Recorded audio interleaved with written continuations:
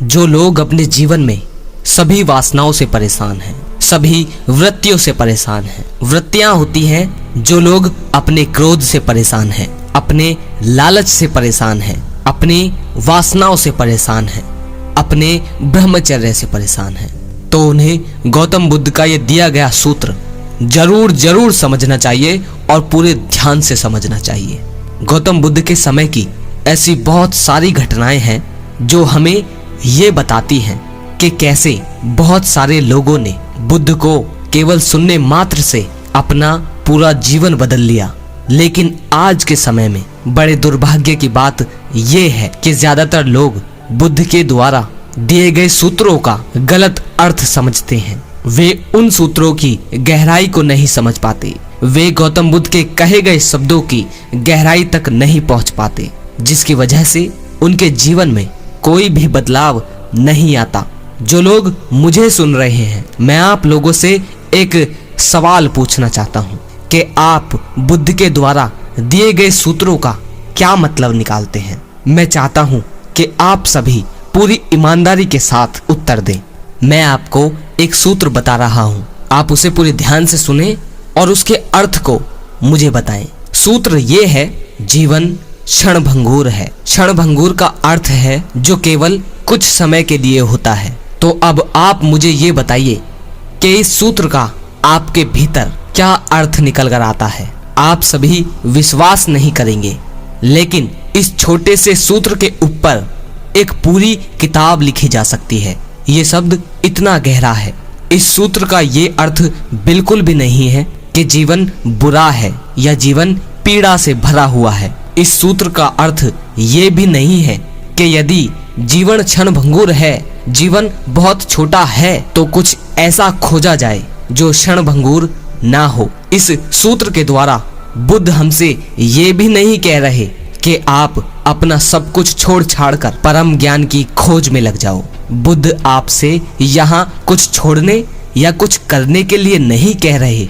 बुद्ध इस सूत्र में यहाँ पर बस इतना कहना चाहते हैं, बस जीवन की क्षणभंगुरता को देख लो और कुछ भी करने की जरूरत नहीं है। बस इसे देख लो। अगर एक बार तुमने इसे देख लिया और वास्तव में गहराई से देख लिया, पूरी ईमानदारी से देख लिया, तो फिर कुछ भी करने की कोई आवश्यकता नहीं है। तब फिर वह काम होगा जो होने ही योग्य है। इस शब्द में बहुत गहराई है। कुछ लोग सोच सकते हैं कि पवन भाई तुम तो ये कह रहे हो कि एक चीज को देख लो, उसके बाद कुछ करने की जरूरत नहीं है। लेकिन मैंने लास्ट में ये बात भी बोली है कि अगर इस सूत्र को तुमने गहराई से समझ लिया, ईमानदारी से देख लिया जीवन की क्षणभंगुरता को, तो फिर वो काम जरूर होगा जो अनिवार्य है। अब बात करते हैं गौतम बुद्ध के द्वारा दिए गए उस सूत्र की जो आपके भीतर शांति पैदा करेगा। यदि आपके मन में बहुत सारे कारणों से बहुत सारा बोझ है, तो वह उस बोझ को कम करेगा। वह सूत्र है खुद को स्वीकारना। बुद्ध कहते हैं, यदि तुम एक क्रोधी हो तो आक्रोध को मत खोजो। यहाँ से बात को गहराई से समझना। यदि तुम एक क्रोधी हो तो आक्रोध को मत खोजो। यदि तुम काम वासना से लिप्त रहते हो तो ब्रह्मचर्य को मत खोजो। यदि तुम्हारे भीतर ईर्ष्या है, जेलसी है किसी के प्रति, तो उसके ऊपर प्रेम की चादर मत चढ़ाओ। क्योंकि अगर तुम ब्रह्मचर्य को खोजोगे तो तुम्हें ब्रह्मचर्य तो कहीं भी नहीं मिलेगा, लेकिन तुम्हारे भीतर काम वासना जरूर बढ़ जाएगी। यदि तुम ईर्ष्या के ऊपर प्रेम की चादर चढ़ाने का प्रयास करते हो तो तुम्हारे भीतर प्रेम तो नहीं बढ़ेगा, परंतु ईर्ष्या जरूर बढ़ जाएगी। बुद्ध कहते हैं, यदि तुम झूठ बोलते हो तो इस बात को स्वीकारो कि तुम झूठ बोलते हो। लास्ट में मैं आपको इस वीडियो की अहम बात समझाऊंगा। अगर जो भाई यहाँ तक अभी टिके हुए हैं उनमें बहुत संयम है, और अब आगे तक बात को समझना। बुद्ध ने कहा, यदि तुम झूठ बोलते हो तो इस बात को स्वीकारो कि तुम झूठ बोलते हो। किसी और के सामने नहीं, बल्कि अपने सामने। जिस दिन तुम अपने आप को वैसा स्वीकार लोगे जैसे तुम हो, उस दिन से तुम्हारे भीतर बदलाव की शुरुआत हो जाएगी।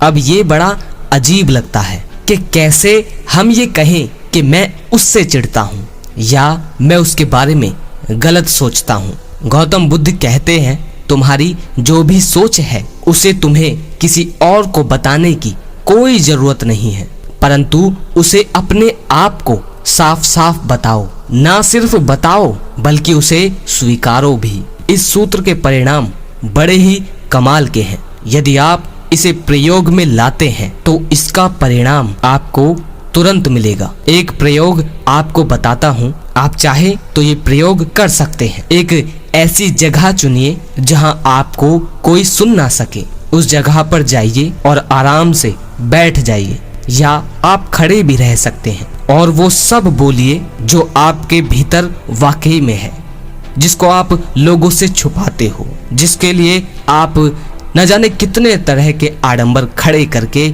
उन बातों को छुपाकर दबाना चाहते हो। यदि आपको बहुत गुस्सा आता है और आप उसे वास्तव में खत्म करना चाहते हैं तो कहिए कि मुझे बहुत गुस्सा आता है और मैं इसे स्वीकारता हूँ।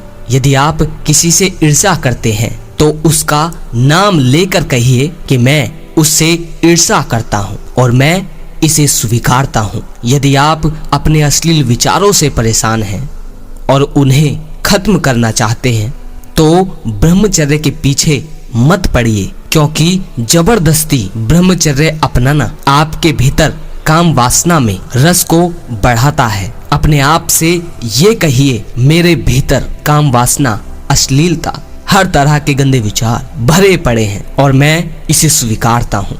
अब आपके मन में ये सवाल होगा कि स्वीकारने से आखिर होगा क्या? इस प्रश्न का उत्तर है, मानव का ये स्वभाव है कि वह उस चीज में ज्यादा रस लेता है जिसे वह हमेशा कहीं ना कहीं अस्वीकार करता है।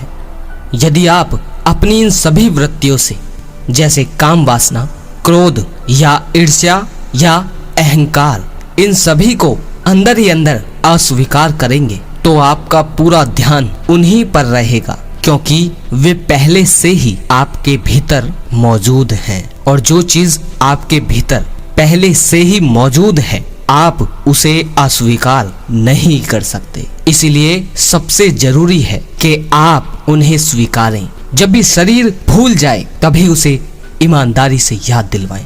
और ये बात बहुत ही स्पष्ट है कि किसी चीज को तभी छोड़ा जा सकता है जब उसे पकड़ा जाए। आपने पकड़ रखी है, ये आप स्वीकार नहीं करते और आप उसे आज तक छोड़ नहीं पाए क्योंकि आपने वो पकड़ नहीं रखी। तो आपका शरीर और आपका मन सिर्फ उसी चीज में रस लेगा जिसे आप अस्वीकार करते हैं। यहाँ बात पूरी तरह से स्पष्ट है। स्पष्ट ये है कि यहाँ जरूरत है ईमानदारी की। हमने अपने शरीर और अपने जीवन के प्रति ईमानदारी को ही खत्म कर दिया है।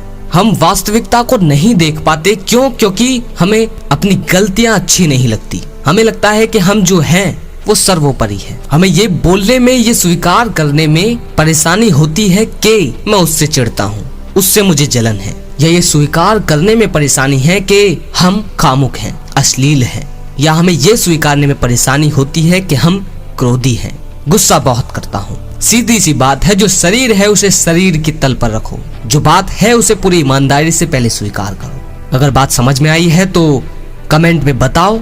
अगर लगे शेयर करने लायक तो शेयर जरूर कीजिए और जरूर ही किया कीजिए, क्योंकि आपकी वजह से बहुत लोगों का जीवन बदलता है। आपकी वजह से किसी एक भाई के जीवन पर असर पड़ता है। भले ही हो सकता है कि आपको ये वीडियो रत्ती भर लगे, लेकिन ये भी सत्य हो सकता है कि आप जिसको भेजते हैं उसके भेजे में ये बात बहुत आसानी से, सुगम तरीके से उतर जाए और जिस चीज की उसे जरूरत थी वो इस वीडियो में उसे मिल जाए। तो शेयर जरूर कीजिए। अगली वीडियो में फिर मिलते हैं। जय श्री कृष्णा।